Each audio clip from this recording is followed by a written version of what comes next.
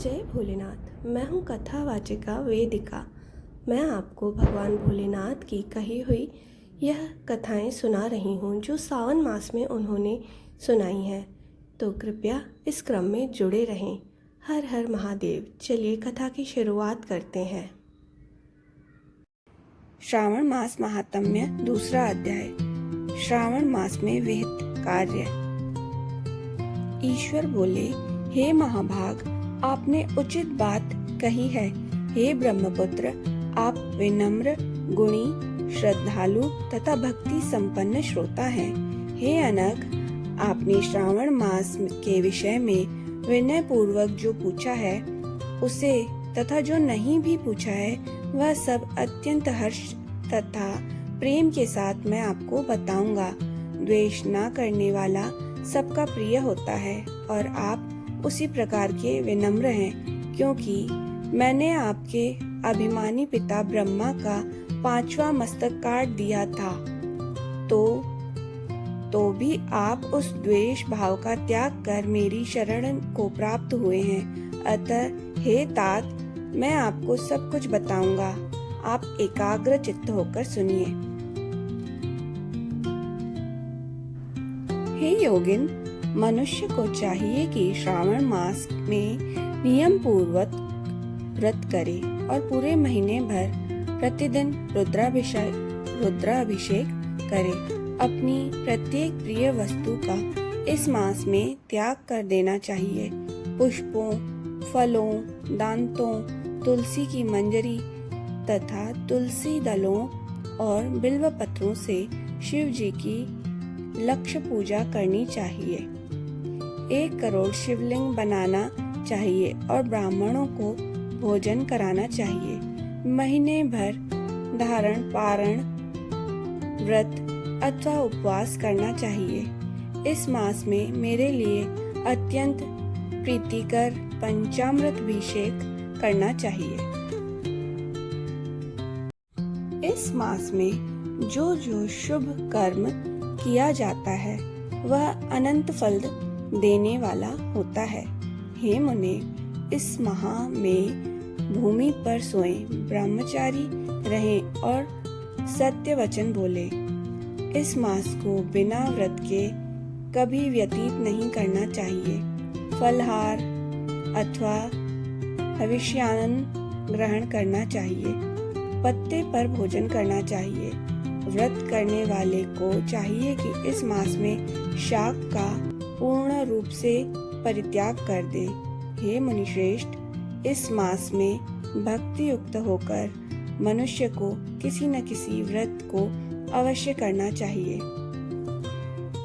सदाचार परायण, भूमि पर शयन करने वाला, प्रातः स्नान करने वाला और जितेंद्रिय होकर मनुष्य को एकाग्र किए गए मन से प्रतिदिन मेरी पूजा करनी चाहिए। इस मास में किया गया पुरुषचरण निश्चित रूप से मंत्रों की सिद्धि करने वाला होता है। इस मास में शिव के षडाक्षर मंत्र का जप अथवा गायत्री मंत्र का जप करना चाहिए और शिव जी की प्रदक्षिणा, नमस्कार तथा वेद पारायण करना चाहिए। पुरुष सूक्त का पाठ अधिक फल देने वाला होता है। इस मास में किया गया गृह यज्ञ, कोटि होम, लक्ष्य होम तथा युद्ध होम शीघ्र ही फलीभूत होता है और अभिष्ट फल प्रदान करता है। जो मनुष्य इस मास में एक भी दिन व्रतहीन व्यतीत करता है वह महाप्रलय पर्यंत घोर नरक में वास करता है। यह मास मुझे जितना प्रिय है उतना कोई अन्य मास प्रिय नहीं है। यह मास सकाम व्यक्ति को अभिष्ट फल देने वाला तथा निष्काम व्यक्ति को मोक्ष प्रदान करने वाला है। हे सत्तम, इस मास के जो व्रत तथा धर्म हैं उन्हें मुझसे सुनिए। रविवार को सूर्य व्रत तथा सोमवार को मेरी पूजा व नक्त भोजन करना चाहिए। श्रावण मास के पहले सोमवार से आरंभ कर के 3.5 महीने का रोटक नामक व्रत किया जाता है। यह व्रत सभी वांछित फल प्रदान करने वाला है। मंगलवार को मंगल गौरी का व्रत, बुधवार व बृहस्पतिवार के दिन इन दोनों वारों का व्रत, शुक्रवार को जीवंतिका व्रत और शनिवार को हनुमान तथा नरसिंह का व्रत करना बताया गया है। हे मुने, अब तिथियों में किए जाने वाले व्रतों का श्रवण करें। श्रावण के शुक्ल पक्ष की द्वितीय तिथि को औदुंबर नामक व्रत होता है। श्रावण के शुक्ल पक्ष की तृतीय तिथि को गौरी व्रत होता है। इसी प्रकार शुक्ल की चतुर्थी तिथि को दुर्गा गणपति नामक व्रत किया जाता है। हे मुने, उसी चतुर्थी का दूसरा नाम विनायकी चतुर्थी भी है। शुक्ल पक्ष में पंचमी तिथि नागों के पूजन के लिए प्रशस्त होती है। हे मुनिश्रेष्ठ, इस पंचमी को रौरव कल्पादि नाम से जानिए। षष्ठी तिथि को सुपोदान व्रत और सप्तमी तिथि को शीतला व्रत होता है। अष्टमी अथवा चतुर्दशी तिथि को देवी का पवित्रारोपण व्रत होता है। इस माह के शुक्ल तथा कृष्ण पक्ष की दोनों नवमी तिथियों को नक्त व्रत करना बताया गया है। शुक्ल पक्ष की दशमी तिथि को आशा नामक व्रत होता है।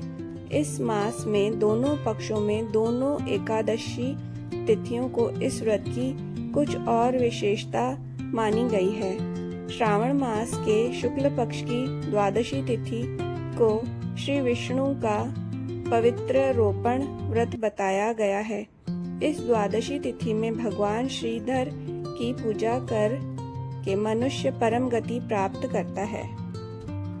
उत्सर्जन, उपाकर्म, सभादीप, सभा में उपाकर्म, इसके बाद रक्षाबंधन, पुनः श्रावण कर्म, सर्प बलि और हयग्रीव का अवतार, ये 7 कर्म पूर्णमासी तिथि को करने हेतु बताए गए हैं। श्रावण मास के कृष्ण पक्ष में चतुर्थी तिथि को संकष्ट चतुर्थी व्रत कहा गया है।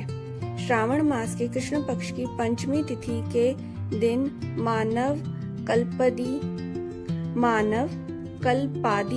नाम व्रत को जानना चाहिए। हे द्विजोत्तम, कृष्ण पक्ष की अष्टमी तिथि को कृष्ण का पूर्णावतार हुआ। इस दिन उनका अवतार हुआ, अतः महान उत्सव के साथ इस दिन व्रत करना चाहिए। हे मुनिश्रेष्ठ, इस अष्टमी को मनवादी तिथि जानना चाहिए। श्रावण मास की अमावस्या तिथि को पिठोरा व्रत कहा जाता है। इस तिथि में कुशों का ग्रहण और वृषभों का पूजन किया जाता है। इस मास में शुक्ल पक्ष की प्रतिपदा तिथि से लेकर सब तिथियों के पृथक पृथक देवता हैं। प्रतिपदा तिथि के देवता अग्नि, द्वितीय तिथि के देवता ब्रह्मा, तृतीया तिथि की गौरी और चतुर्थी के देवता गणपति हैं। पंचमी के देवता नाग हैं और षष्ठी तिथि के देवता कार्तिकेय हैं। सप्तमी के देवता सूर्य और अष्टमी के देवता शिव हैं।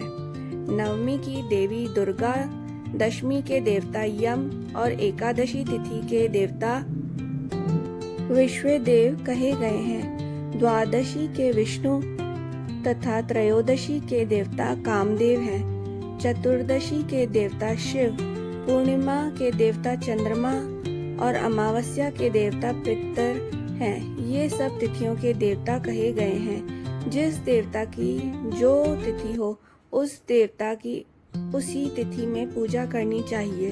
प्रायः इसी मास में अगस्त्य का उदय होता है। हे मुने, मैं उस काल को बता रहा हूँ, आप एकाग्र चित्त होकर सुनिए। सूर्य के सिंह राशि में प्रवेश करने के दिन से जब 12:40 घड़ी व्यतीत हो जाती है, तब अगस्त्य का उदय होता है। उसके 7 दिन पूर्व से अगस्त्य को अर्घ्य प्रदान करना चाहिए। 12 मासों में सूर्य पृथक पृथक नामों से जाने जाते हैं। उनमें से श्रावण मास में सूर्य गभस्ती नाम वाला होकर तपता है। इस मास में मनुष्यों को भक्ति संपन्न होकर सूर्य की पूजा करनी चाहिए। हे सत्तम, 4 मासों में जो वस्तुएं वर्जित हैं उन्हें सुनिए। श्रावण मास में शाक तथा भाद्रपद में दही का त्याग कर देना चाहिए। इसी प्रकार अश्विन में दूध तथा कार्तिक में दाल का परित्याग कर देना चाहिए। यदि इन मासों में इन वस्तुओं का त्याग नहीं कर सके तो केवल श्रावण मास में ही उक्त वस्तुओं का त्याग करने से मानव उसी फल को प्राप्त कर लेता है। हे मानद, यह बात मैंने आपसे संक्षेप में कही है। हे मुनिश्रेष्ठ, इस मास के व्रतों और धर्मों के विस्तृत को सैकड़ों वर्षों में भी कोई नहीं कह सकता। मेरी अथवा विष्णु की प्रसन्नता के लिए संपूर्ण रूप से व्रत करना चाहिए। परमार्थ की दृष्टि से हम दोनों में भेद नहीं है। जो लोग भेद करते हैं वे नरकगामी होते हैं। अतः हे सनत कुमार, आप श्रावण मास में धर्म का आचरण कीजिए। इस प्रकार ईश्वर सनत कुमार संवाद के अंतर्गत श्रावण व्रतोदेश कथन नामक दूसरा अध्याय पूर्ण हुआ। बोलिए हर हर महादेव। जय बाबा भोलेनाथ।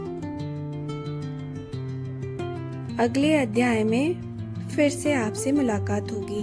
तब तक के लिए इस वीडियो को अधिक से अधिक संख्या में शेयर करें और इस चैनल को सब्सक्राइब करें।